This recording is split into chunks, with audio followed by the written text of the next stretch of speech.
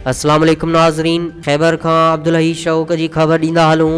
खैबर लग ॻोठ जुमा शौक़ में ड्रेनेज सिस्टम नाकारा, घिटियूं ऐं नालियूं गंद किचिरे सां भरियल, रहवासियुनि जो एहतजाज।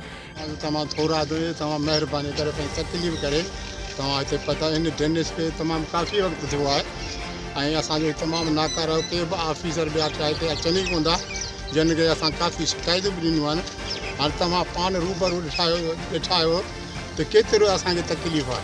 उन खां पोइ गस जी हिन जी ॿिए जी ऐं वरी अॻियां खूह असांजो आहे सरकारी खूह आहे जंहिंमें 1950 में त असीं ॼायासीं, पर असां हिन में नंढे हूंदे पाणी पीतोसीं वेतासीं।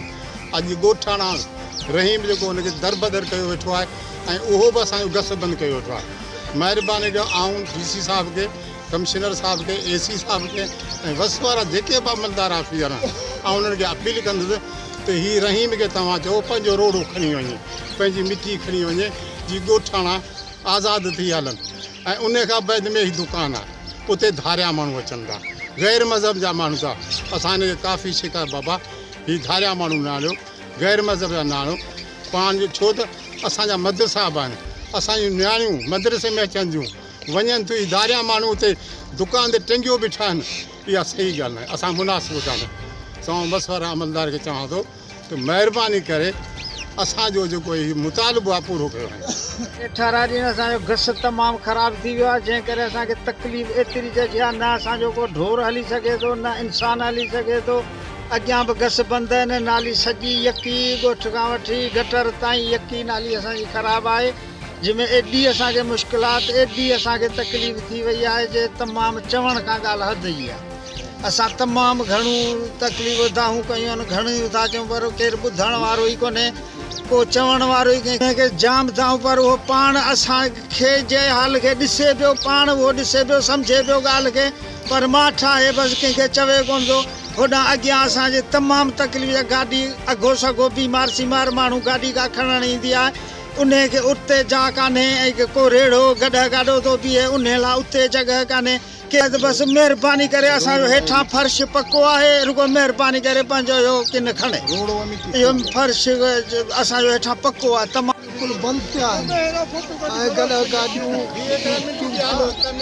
हलण जहिड़ियूं कोन्हनि। उते उन मंदर में छा कयो आहे जो दड़ा ठाहे छॾिया आहिनि, जंहिं करे हू चवंदो आहे त हीअ पिरापटी मुंहिंजी आहे, पर हीअ असांजी पिरापटी जेका असांजे पंहिंजे खूह जी आहे, असांजो खूह आहे, चौसूल आहे असांजो, जंहिं करे असीं हिनखे कब्ज़ो करणु न ॾींदासीं।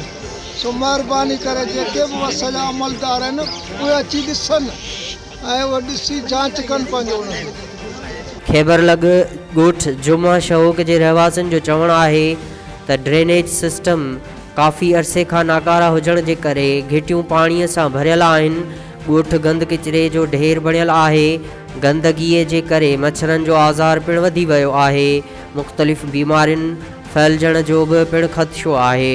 एहतजाज कंदड़नि मीडिया ॾोह हाजी अब्दुल वाहिद शौक़, मास्तर अयूब शौक़, अमीर बख्श शौक़, मास्तर अब्दुल हमीद कमराणी, हैदर खान शौक़, अब्दुल क़यूम कमराणी ॿियनि दाहींदे चयो त ड्रेनेज सिस्टम अॻे ई नाकारा आहे।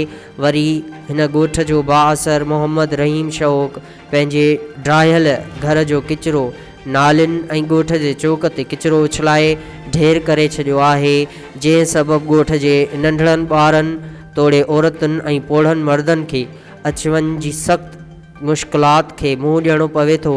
उन लाइ ॻोठ जे मोज़िज़ माण्हुनि मोहम्मद रहीम शौक़ खे बार बार मना करण बावजूदु किचिरो उछले ऐं धमकाए रहियो आहे। असां ॻोठ वारा AC Matiari, public health Matiari, DC Matiari खे अपील था करियूं त खुदारा असांजे ॻोठ जे नालियुनि ऐं घिटियुनि जो मसइलो हल करे वधीक बीमारियुनि खां बचायो वञे।